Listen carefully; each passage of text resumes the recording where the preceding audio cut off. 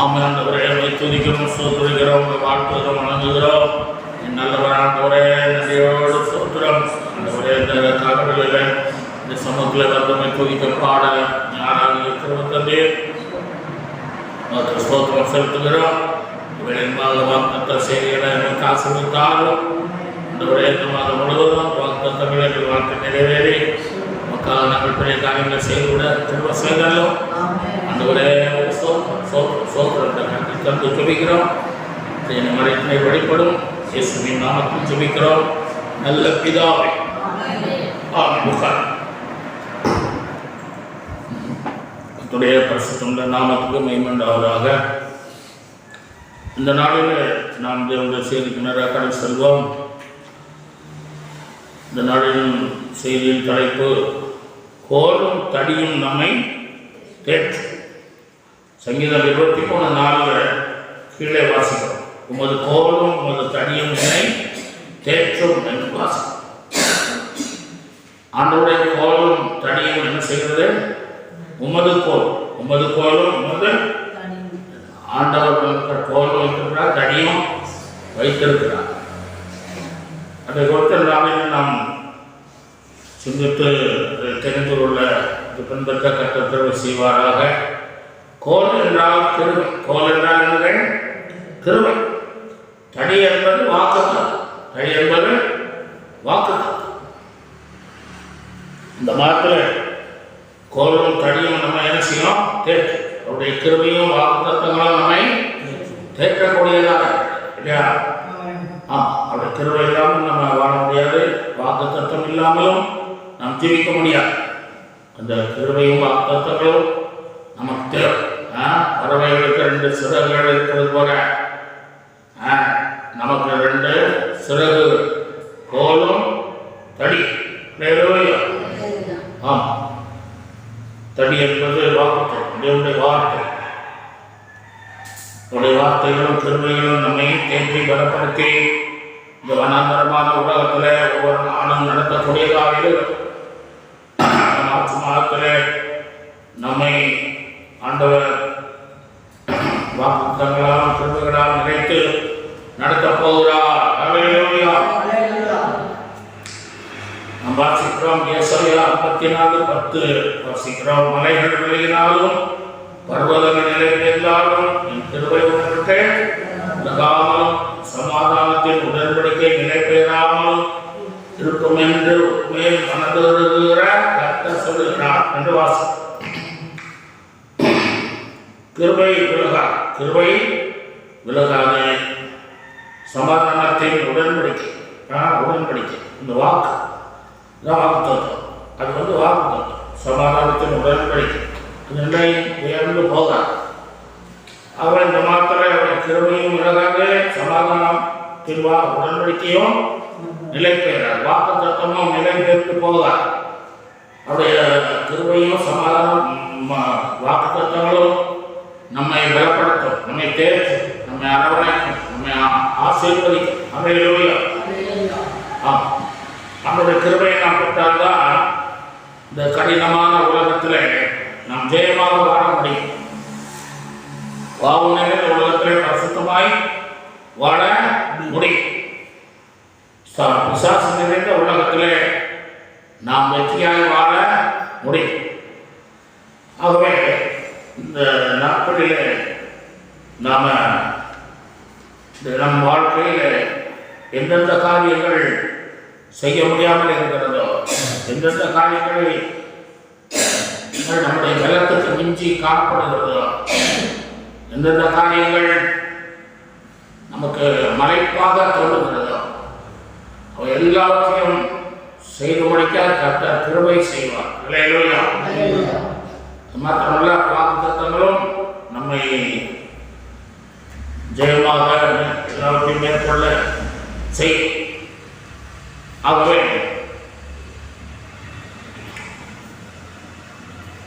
நாம் முதலாவதாக பார்க்கிறோம், மோசையோடு கர்த்தர் கிருபை இருந்ததுனாலே, வாக்குத்தத்தங்களும் இருந்ததுனாலே முடியாத காரியங்களையும் செய்து முடித்தார். முடியாத காரியங்களை முடித்தார். மோசே 80 வயதாகும்போது ஆண்டவர் சந்திக்கிறான். அக்னியின் நடுவிலே சந்திக்கிறான். சந்திக்கும் போது அவன் என்ன சொல்றான், நீ பார்வோனிடத்துக்கு போகணும்னு சொல்லும்போது அவன் முடியாது என்று சொல்லுகிறான். யாத்திராவும் 3:13 வாசிக்கிறோம். அப்பொழுது மோசே தேவனை நோக்கி, பார்வோனிடத்திற்கு போகவும் இஸ்ரவேல் புத்திரரை எகிப்திலிருந்து அழைத்து வரவும் நான் எம்மாத்திரம் என்றான். பார்த்தீங்களா, என்னால் முடியாது என்றான். என்ன, பார்வோன் பெரிய ராஜா, பயங்கரமான ராஜா. அதனால அவனை போக முடியாது. அவன் போனால் என்னை கொண்டே போட்டுவான். எனக்கு திக்குவாயி மந்தபுத்தி, என்னால் பேச முடியாது. அவன் பைத்தியக்காரன் அடிச்சு கொண்டு போட்டுருவான். அதனால நான் போக முடியாது. இஸ்ரவேல் ஜனங்கள் 30 லட்சம் பேர் இருக்காங்க. அவங்களை நான் எப்படி அழைச்சிட்டு வருவேன் அப்படின்னு சொல்லி ரொம்ப என்ன செய்றான், கலந்துகிறான், திகைக்கிறான். முடியாதுன்னு சொல்லு. பாடல் என்ன சொல்றாரு, யாத்திராகமம் 4:17 என்ன சொல்றாரு, இந்த கோலையும் கையில பிடித்து கொண்டு போ, இதனாலே நீ அடையாளங்களை செய்வாய் என்றார். அந்த கோல் மோசேனுடைய கோல் தான். மோசே தான் அந்த கோலை வைத்தோம்னா அதை ஆண்டவர்கிட்ட கொடுக்குறான். கொடுத்த போது அது தேவனுடைய கோலாய். என்ன கோலாய்க்கு? மோசையின் கோலாய் என்ன கோலாச்சு? தேவனுடைய கோல். தேவன் கொடுக்குற இந்த கோலை பிடிச்சிக்கிட்டு ஓ, நீ அற்புதங்கள் அடையாளங்களை எல்லாம் செய்து ஜனங்களை மீட்டு கொண்டு வந்துடுவேன் அப்படின்றாரு. அதுபோல அவனுக்கு வாக்குத்தத்தங்களும் கொடுக்குறாரு. என்ன கொடுக்குறாரு? என்ன வாக்குத்தத்தம் கொடுக்குறாரு? பாலும் தேனுடைய கானான் தேசத்திலே அவர்களை கொண்டு போய் சேர்ப்பேன் என்று சொல்லு. அந்த வாக்குத்தத்தங்களும் அந்த கிருபைகளும் அவனோடு இருந்ததுனாலே அவன் அப்படியே ஜனங்களை என்ன செய்தான்? 30 லட்சம் ஜனங்களை அழைத்து கொண்டு சென்றான். 10 அற்புதங்களை செய்து, நான் யார் செய்யக்கூடாத அற்புதங்களை செய்து இந்த ஜனங்களை புறப்பட வைத்தான். கடைசியில் பஸ்கா பலிகளை செலுத்தி அவர்களை அழைத்து கொண்டு போனான். யாத்திராகமம் 12:11 வாசிக்கிறோம். உங்கள் கையில் தடி பிடித்து கொண்டும் பஸ்காவை தீவிரமாய் புசிக்க கடவுள்கள் என்று வாசிக்கிறோம். தடி பிடித்து கொண்டு, தடி என்றால் என்னன்னு சொன்னேன்? வாக்குத்தத்தம். கோல் என்றால் கிருபை, தடி என்றால் வாக்குத்தத்தம். அவன் தடியை கொடுக்கிறார். வாக்குத்தத்தங்களை கொடுத்த அந்த ஜனங்களை வனாந்தரத்தில் நடக்க செய்கிறார். வாக்குத்தத்தத்தை பிடித்துக் கொண்டுதான் நடந்தார். கிருபையை பெற்ற பிள்ளைகளாக இருந்தார். வாக்குத்தங்களை பிடித்துக் கொண்டார்கள். நாங்கள் எங்க போறோம்? கேட்டாலும் என்ன சொல்லுவாங்க? போகும்போது கேட்பாங்க, என்ன தூரமா அப்படின்னு கேட்பாங்க. அப்போ இவங்க என்ன சொல்றாங்க? கானான் தேசம் போறோம். என்ன பாலும் தேனும் கானான் தேசம் போகிறோம் என்று சொல்லி தைரியமா சொல்றோம். அதான் வாக்குத்தத்தம். அல்லேலூயா. நிறைய பேர் போய் கானான் தேசத்துக்கு சேரல. ஏன்னா அவங்க வாக்குத்தத்தத்தை விட்டுட்டாங்க. வாக்குத்தத்தத்தை விட்டுட்டு சாப்பிடணும், தூங்கணும், எங்களுக்காக செல்ல சரியில்லை, நீ தான் பெரிய நானா பெரிய அப்படிங்கிற பெருமையெல்லாம் அவங்க கொடுக்குவாங்க. கோபம், மூக்கம், சண்டையெல்லாம் போட்டு தகராறு பண்ணுறாங்க. ஆண்டவரை அவிசுவாசமாய் கணிக்கிறாங்க. அதனால அவர்கள் கானான் தேசத்துக்கு என்ன செய்ய முடியல. அந்த தேவ கிருபையை பெற்றிருக்கிறோம். கிருபையினாலே நாம் இந்த கலாச்சாரத்தை கடந்து சென்றுலாம் அந்த வாக்குத்த தேசத்தை நாம் பிடித்துக் கொள்ளலாம்ங்கிற ஒரு அந்த நம்பிக்கை அவர்களுக்கு இல்லாமல் இருந்ததுனால அந்த கிருபை பெற்ற ஜனங்கள், வாக்குத்தங்களை பெற்ற ஜனங்கள் போனாங்க. மற்றவங்க என்ன செய்தாங்க? வனாந்தரத்திலேயே அழிஞ்சு போயிட்டாங்க. ஆகவே ஆண்டவருடைய கிருபையும் வாக்குத்தங்களையும் நாம் பற்றி கொள்ளணும். கிருபையை பற்றி கொள்ளணும், வாக்குத்தங்களை நாம் பெற்றுக்கொள்ளணும். இல்லையா? அப்போ இந்த மாதத்திலும் நமக்கு எந்த காரியங்கள் கஷ்டமாக இருக்கிறதோ முடியாதோ, சூழ்நிலைகள் சரியில்லை, இதெல்லாம் நடக்குமோ என்று சொல்லி நாம் கேட்கிற கேள்விகளுக்கெல்லாம் பதில் என்னவென்றால், என் கிருபையும் என் வாக்குத்தத்தங்களும் உன்னை தேற்றும், நீ எல்லாத்தையும் கடந்து சென்று விடுவாய் என்று சொல்லி ஆண்டவர் நமக்கு சொல்லுகிறார். மோசே 80 வயதிலும் அவன் ஆண்டவரோடு கூட என்ன செய்யறான், இஸ்ரவேல் நடக்கும்போது மலைமலையாய் தேவனோடு சஞ்சரிக்கிறான், மலையில ஏறுகிறான், அந்த கோலை ஊன்றி ஏறுகிறான். அந்த கோலை ஊன்றினான். மலையை ஏறுறதுன்னு கஷ்டம் இல்லையா? லோத்துவை பார்த்து என்ன சொன்னாங்க, இந்த மலையை நோக்கி ஓடு அப்படின்னு. அவன் போட முடியாதுன்றான். இந்த மலையை தூரமாக செய்யா நம்ம ஏற முடியாது. இந்த சின்ன ஊர் ஒன்று பக்கத்தில் தெரியுது, அங்கே போயிடுறேன். அது ஊரில் ஒன்றும் இல்லை. அங்கே ஒரு கெபிதான் இருக்கு. அவனுக்கு எப்படி தெரியும்? சின்ன ஊருவா தெரியும், கெபிதான். அங்கே போய் தங்கிட்டான். கிளாஸில் கேட்டு ரொம்ப கேவலமாக போயிட்டான். அதனால தேவன் சொன்னாங்கன்னா வான் சொன்னாங்க, மலையிலா மலையிலேன்னா யாரு? ஒரு தேசத்தில் ஒரு மலை உண்டு, ஒரு பெரிய மலை, அது செங்குத்தா இருக்கும். அப்போ அந்த ராஜா சொன்னாரு, இந்த மலையோட ஏறிச்சோம், ஏறி நீங்கள் போய் யாரோட நிலத்தை கொடி நட்டுறாங்களோ அவங்க என்ன செய்வாங்க, அந்த மலையை சொந்தமாக்கி கொள்வாங்க. இந்த மலையை நான் அவங்களுக்கு எழுதி கொடுக்குறேன். அவன் நிறைய பேர் வந்து பார்த்து அவ்வளோ போயிடுவாங்க. ஐயோ எங்களுக்கு யார் யார் முடியும், அவனே போயிடுவான், பயந்து போயிடுவான்.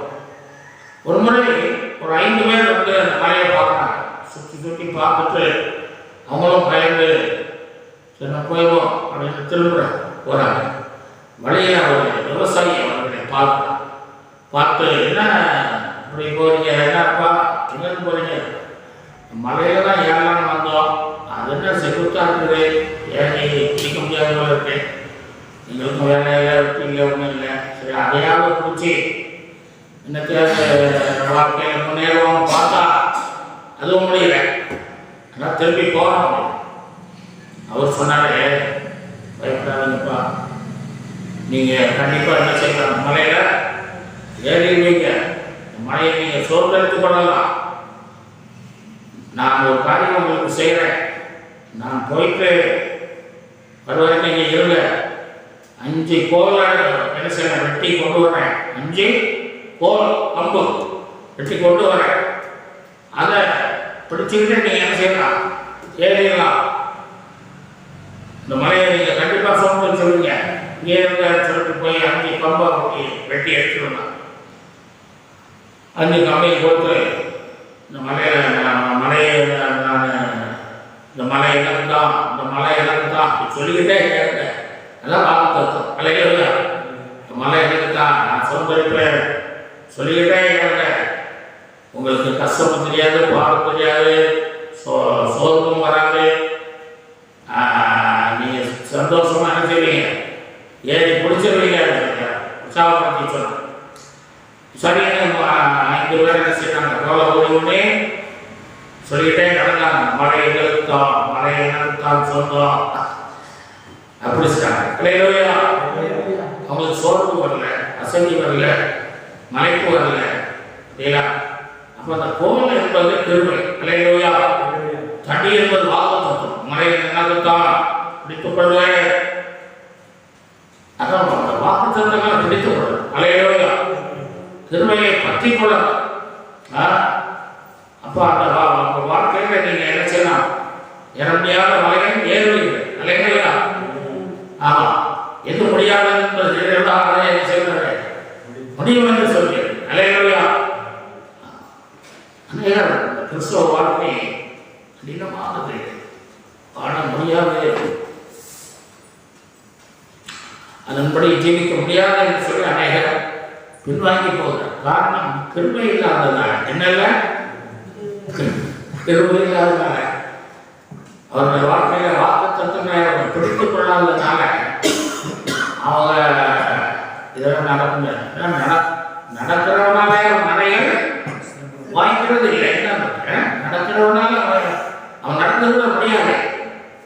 எனக்கு முடியும், நான் நடந்தவன் அவ்வளோ தூரத்தில் அப்படின்னா முடியாது.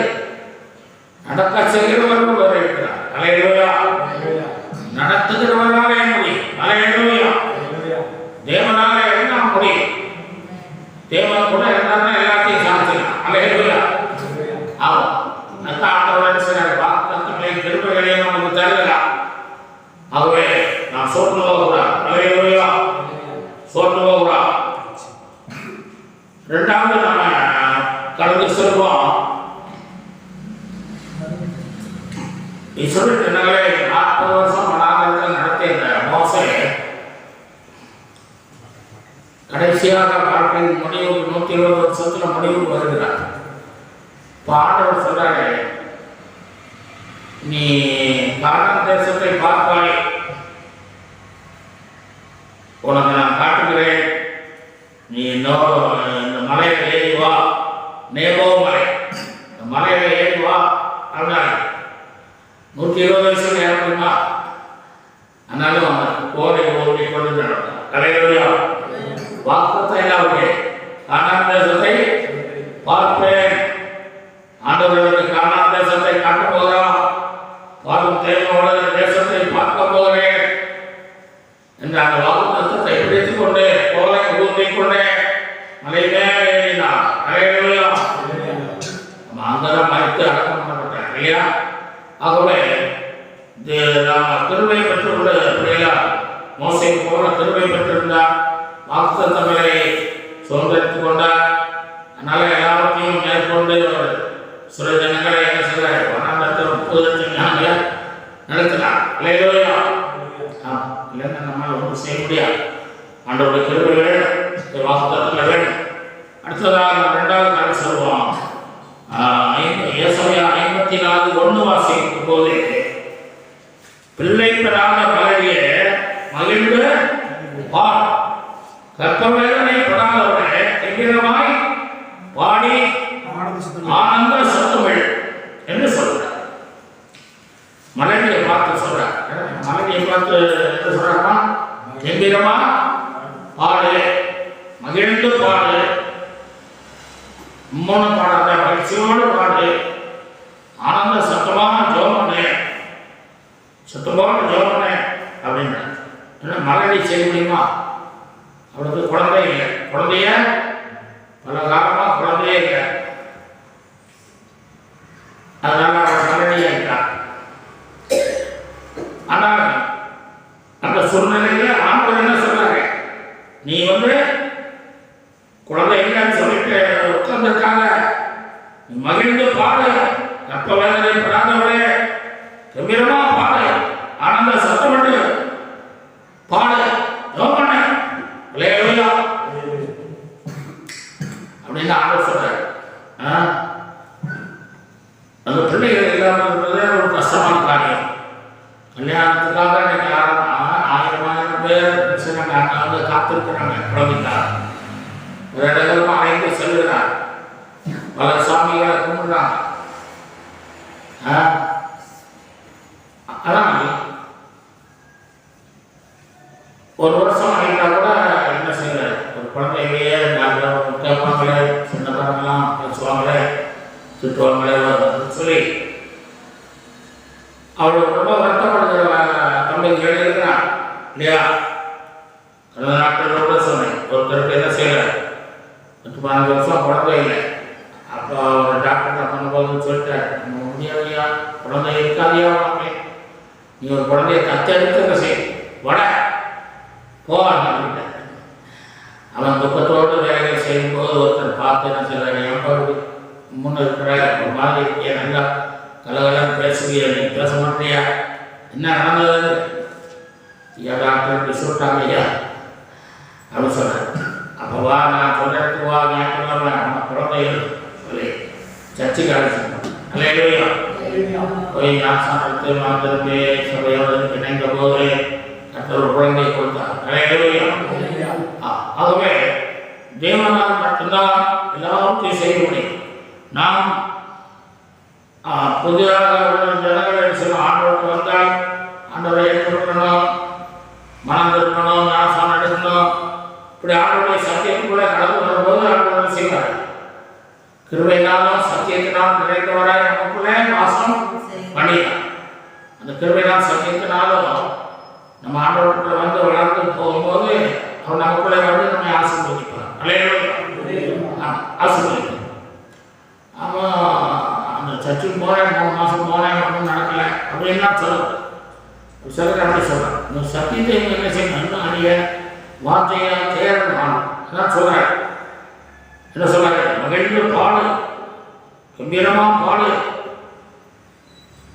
ஆனந்த சத்தமாக என்ன செய்ய, ஆனந்த பண்ணு, வேலையா அது நம்ம குழந்தைங்க கேட்டிருக்கா, நீங்கள் நடக்கலை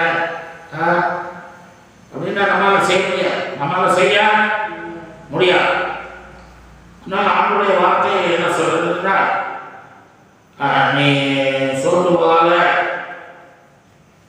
உனக்கு குழந்தை இல்லை, வேலை இல்லை, வேலையில் உயர்வு வரல, ஒரு வீடு இல்லை, கடலில் இருக்கிற, கஷ்டத்தில் இருக்கிற, வியாதியில் இருக்கிற, வேதனையில் இருக்கிற, பாடுகள் துன்பங்கள் ஒன்று போல பிசாசுடைய என்ன செய்யறான், கொடுத்துறான்.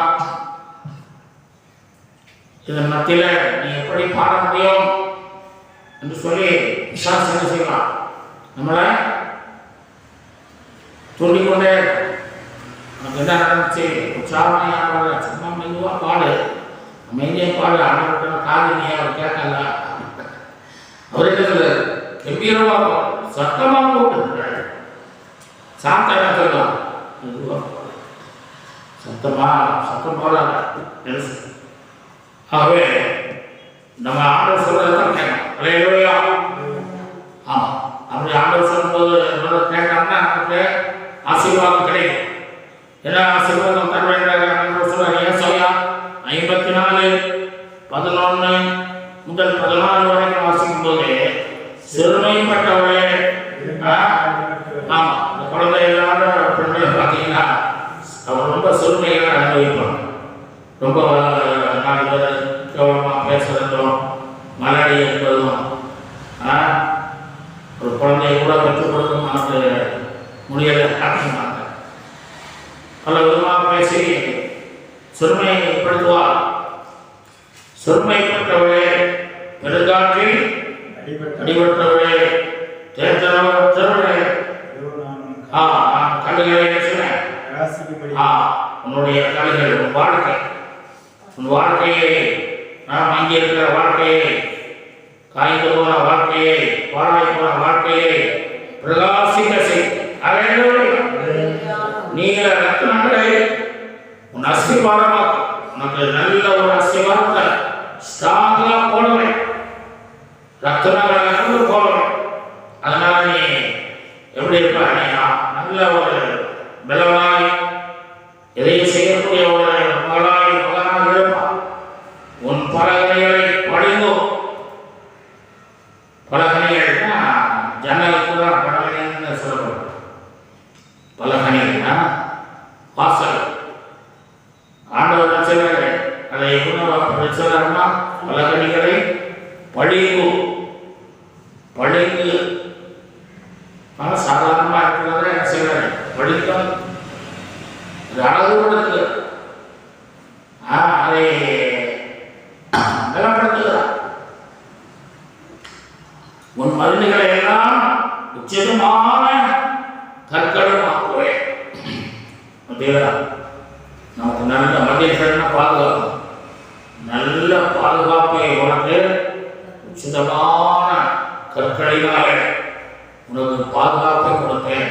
விளையாடப்பட்ட கற்களினாலே உனக்கு நல்ல பாதுகாப்பு கொடுப்பேன், நீ பயப்படாதே என்று சொல்ற. அடுத்து என்ன சொல்றாரு, 13, 11, 12, 13 என்ன சொல்றாரு, உன் பிள்ளைகள் எல்லாரும் கர்த்தரால் போதிக்கப்பட்டிருக்கிறார். உன் பிள்ளைகளின் சமாதானம். ஆமா, அந்த முதல் வசனத்தில் இருக்கிறாரு மலடியே, நீ கம்பீரமாக பாடு, ஆனந்த சத்தமாக கூப்பிடு, நீ மகிழ்ச்சியோடு பாடி எனக்கு ஆராதனை செய். அவை நிறைந்து ஆராதனை செய். அப்போ என்ன செய்யணும்? குழந்தை கொடுக்குறாங்க இல்லையா? கொடுக்குறாரா? ஒரு பிள்ளைகள் தான் கொடுக்குறாங்கல்ல. அண்ணாவுக்கு ஒரு பிள்ளை கேட்டா அவருக்கு 5 பிள்ளைகள் மேலே கொடுக்குறாரு, 6 பிள்ளைகள். ஆண்டவர் என்ன சொல்றாரு? நீ ஒரு பிள்ளைய கேட்கிற, அவனுக்கு நிறைய பிள்ளைகளை தருவேன். ஒரு ஆசீர்வாதம் கேட்கிற, நிறைய ஆசீர்வாதங்களை தருவேன். ஒரு வீடு கேட்கிற, 2 வீடு தருவேன். இல்லை 2 ரூபா தருவேன். ஆண்டவர் ஒருவர் தான் ரெட்டிப்பாய் தர முடியும். ஆகவே குழந்தைகளாக நிலைகளை மாற்றி பிள்ளைகளின் சமாதானம். நீ ஒரு பிள்ளை இல்லை, பிள்ளைகளின் சமாதானம். அப்படியே ஆண்டவர் எல்லா ஆசீர்வாதத்தையும் கொடுக்குறேன். ஏன்னா கவலைப்படாம என்ன செய்யணும்? பாரு. ஒரு சகோதரிக்கு கணவன் இறந்துட்டான். 2 பிள்ளைகள் இருந்தாங்க, அவங்க இறந்துட்டாங்க. ஆனால் அந்த சகோதரி என்ன செய்யறா? இந்த ஊழியர்களுக்கெல்லாம் பந்தி பரிமாறு, சந்தோஷமா கச சாவண வசதியாக வந்தவங்களாம் விசாரிச்சுருந்தார். அப்போ ஒரு பாசனாக்கிறாரு, அம்மா உனக்கு கனவும் இறந்துட்டான், பிள்ளைகளும் 2 பிள்ளைகளும் இறந்துட்டாங்க, நீ இவ்வளவு சந்தோஷமா இருக்க காரணம் என்ன அப்படின்ட்டாங்க. எப்படி இவ்வளவு சந்தோஷமா இருக்கிற? அவர் சொல்றான், ஏசியம் கூட இருக்காங்க இல்லையா? ஏசியம் கூட இருக்காங்க. அதனால தான் கவலைப்படுறேன். ஆமா, கவலைப்படாதா? 2 பிள்ளைகள் கவலைப்படாதா? சந்தோஷமா பாரு, சந்தோஷமா ஆராதிங்க, மகிழ்ச்சியோடு கத்தருக்கு துதி செலுத்தணும். அலையோடு அப்ப தேவன் எல்லா நன்மைகளையும் உங்களுக்கு நிறைவாக தருவார். அடுத்து என்ன சொல்றாரு? நீதியினால் சுரப்பட்டு இருப்பார். நீங்களா நீதி நீதியை அவர் நிலைநாட்டுவார், அதில் சுரப்பட்டு இருப்பார்.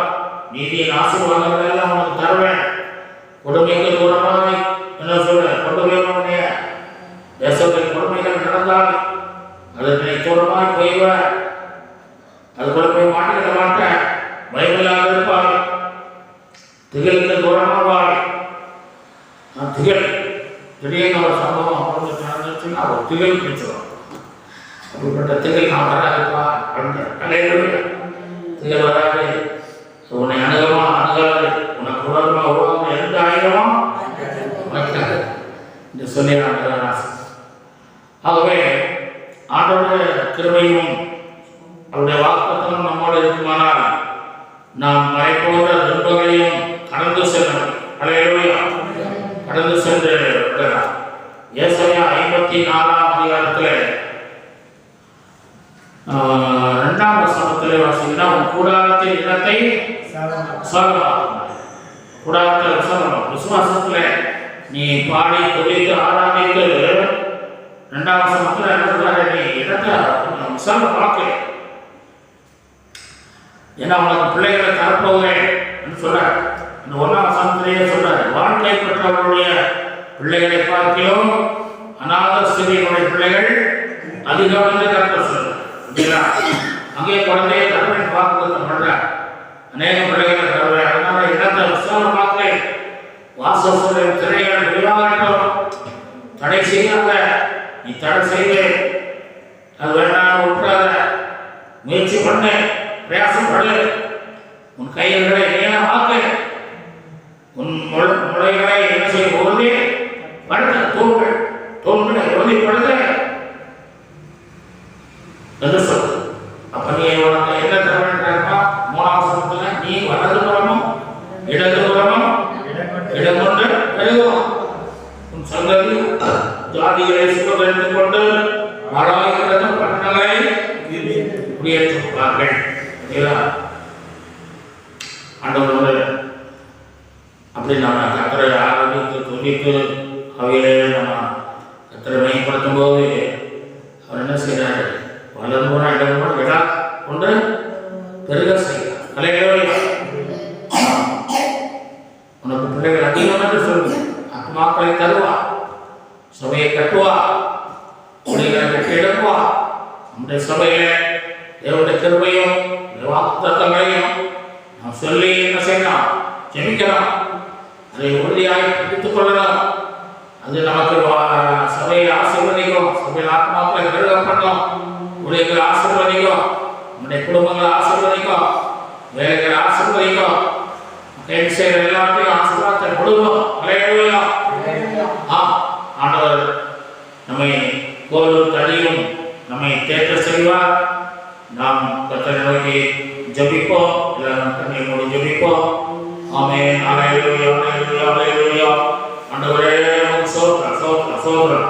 ஆண்டவரே நம்முடைய வாழ்க்கையிலே இருக்கிற மலைப்பான காரியங்களை மாற்றுங்க. ஆண்டவரே மலைப்புகள் மாறட்டும். மலைகளை எப்படி பிடிக்க முடியுமாங்கிற ஆண்டவரே அந்த கேள்விகள் மாறட்டும்.